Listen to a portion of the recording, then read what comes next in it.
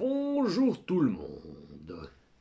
Eh bien, tout d'abord, je vous souhaite une très bonne année, une très bonne année à toutes et tous.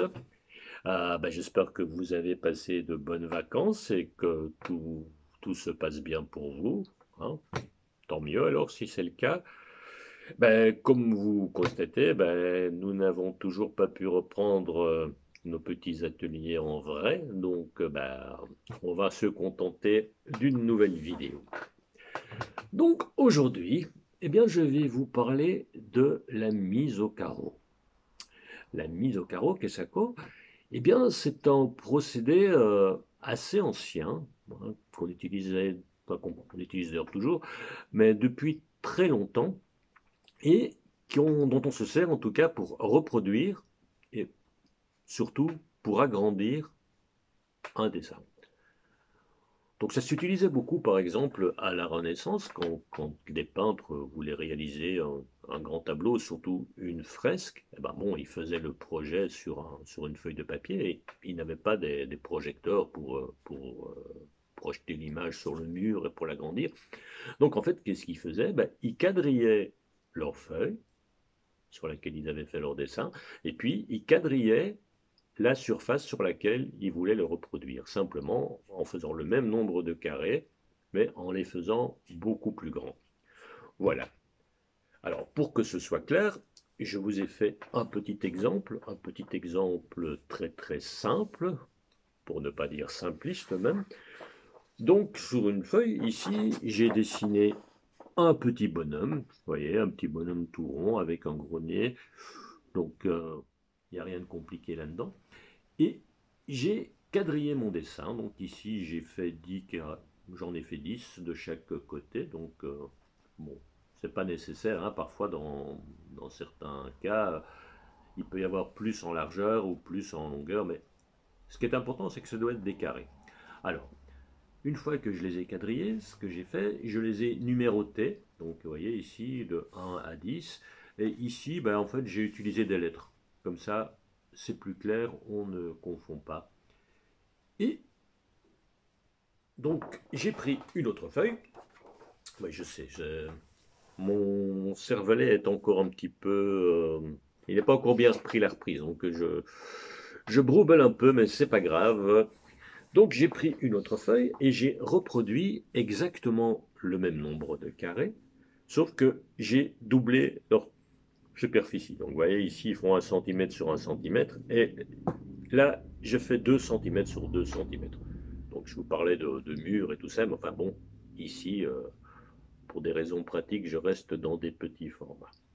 Et donc, qu'est-ce qu'on fait? Eh bien, on part de son dessin d'origine et on va regarder, on va se servir chaque fois des lignes de ces cadres. Donc, par exemple, pour commencer, ici, si je veux commencer là, eh bien, c'est la case F2. C'est un peu comme au combat naval, hein, toucher, couler. Donc F2, je trace la ligne, je regarde qu'est-ce qui se passe dans cette case-là. Voilà, F2. Et puis bon, là, on arrive au E. Bon, je fais un petit morceau pour vous montrer. Je vais peut-être pas tout faire parce que finalement, c'est pas forcément intéressant que vous me regardiez faire ça pendant une demi-heure. Parce que, en fait, je vous parle de ça, mais la mise au carreau, ça c'est comme ça que ça s'appelle, c'est pas forcément quelque chose de créatif, hein. C'est intéressant à connaître, mais c'est pas vraiment ça qui va vous apprendre à dessiner. En fait, ça va vous permettre de reproduire facilement une image, mais ce n'est pas quelque chose qui est en soi créatif. Maintenant, ne partez pas quand même parce que on va essayer justement de le rendre créatif. Mais chaque chose en son temps. Donc ici, je continue. Donc je fais un petit peu quelques lignes ici et je vais vous montrer comme ça. Vous voyez que ça fonctionne. Où suis-je? À 6. Pomme. Voilà. Et donc ici, je me contente vraiment de l'agrandir simplement.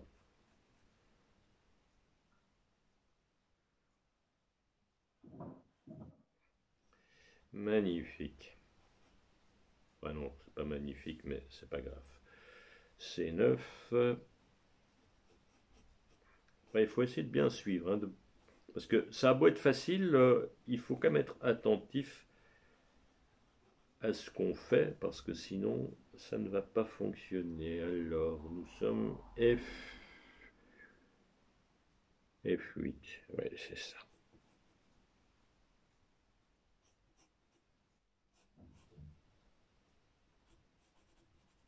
Voilà, ben, je pense que je vais peut-être en rester là.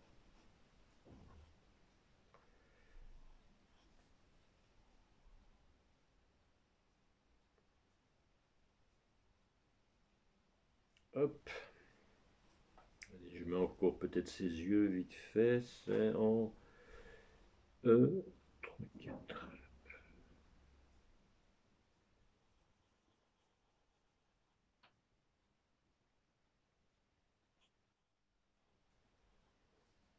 Et l'autre c'est E6.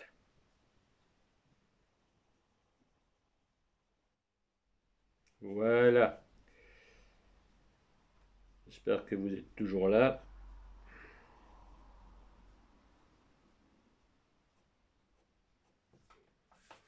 Ouais, je ne l'ai pas fait en entier, mais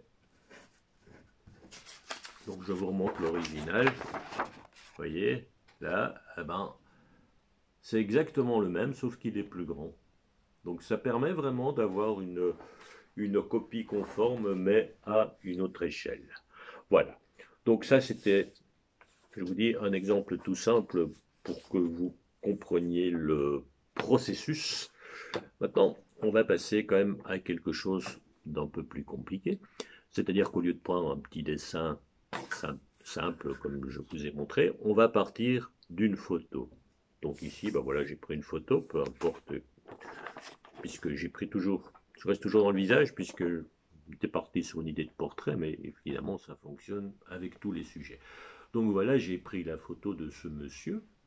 Pour information, si ça vous intéresse, il s'agit de Paul Delvaux. Je ne sais pas si vous connaissez Paul Delvaux. Paul Delvaux, c'était un peintre belge du XXe siècle.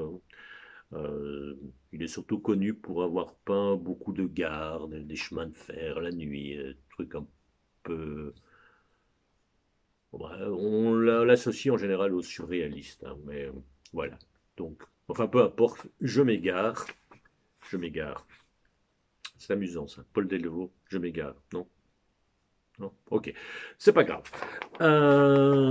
Ouais, faut pas m'en vouloir, hein. Après les fêtes, j'ai encore le cerveau un peu embrumé, donc j'ai tendance à dire n'importe quoi. Mais c'est pas grave. Donc vous voyez ici, on va revenir un peu sérieux.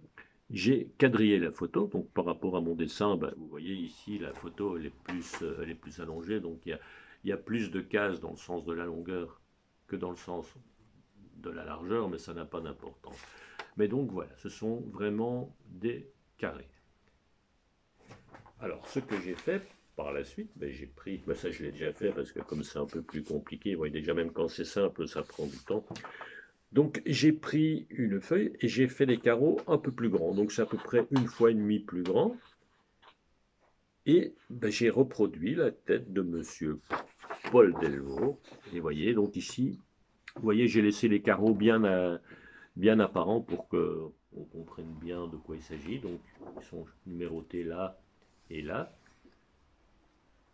Mais c'est vraiment, voilà, c'est vraiment la copie conforme, sauf qu'il est juste un peu plus grand. Voilà. Alors, partant de ça, je me suis dit, enfin je ne suis pas le premier à m'être dit ça, que ça pouvait être intéressant aussi d'utiliser ce procédé, non pas pour reproduire de manière conforme un dessin, une photo, enfin une image en tout cas, mais pour la déformer. Donc, pour déformer, qu'est-ce qu'on fait? Je vais vous en montrer plusieurs. Donc, dans un premier temps, au lieu de tracer des carrés, j'ai tracé des rectangles. Rectangles. Hein. Donc, j'en ai fait deux avec des rectangles. D'abord, j'ai pris les rectangles dans le sens verticaux, vous voyez. Et du coup, ce qui est important, c'est qu'il y a le même nombre, hein, c'est exactement le même nombre. Là, je l'ai fait plus grand parce que sinon, ça n'aurait pas fonctionné. Et vous voyez, on a l'impression qu'il a la tête complètement, comme s'il s'était pris la tête dans la porte du tram ou je ne sais quoi. Et pourtant, c'est exactement le même, sauf qu'il est... Et j'ai fait une autre version, mais en tenant les rectangles horizontaux. Et là, ben, il a la tête complètement aplatie. Donc, vous voyez, en partant de la même image,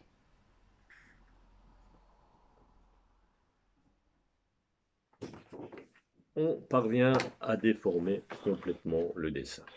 Alors, ça, jusqu'à là, on reste quand même dans quelque chose d'assez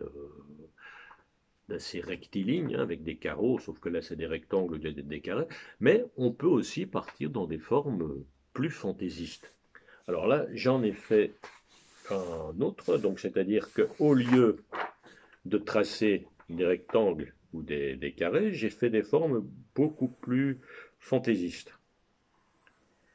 Donc, en jouant avec des courbes et des formes ondulées. Hop.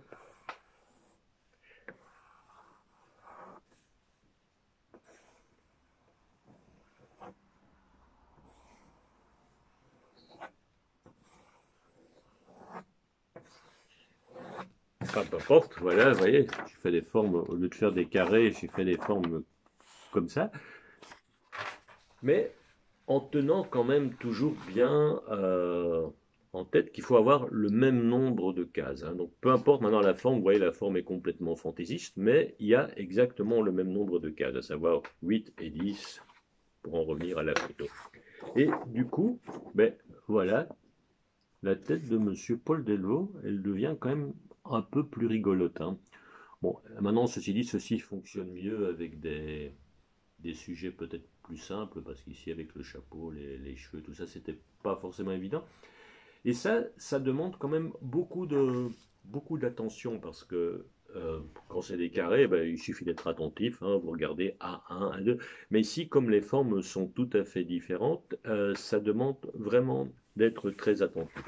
Bon, et voilà, ici j'ai fait des formes relativement simples, mais vous pouvez faire vraiment dans une boule ou dans peu importe, et vous pouvez avoir toutes sortes de déformations, et voilà, à ce moment-là, ça devient quand même un peu plus drôle à faire.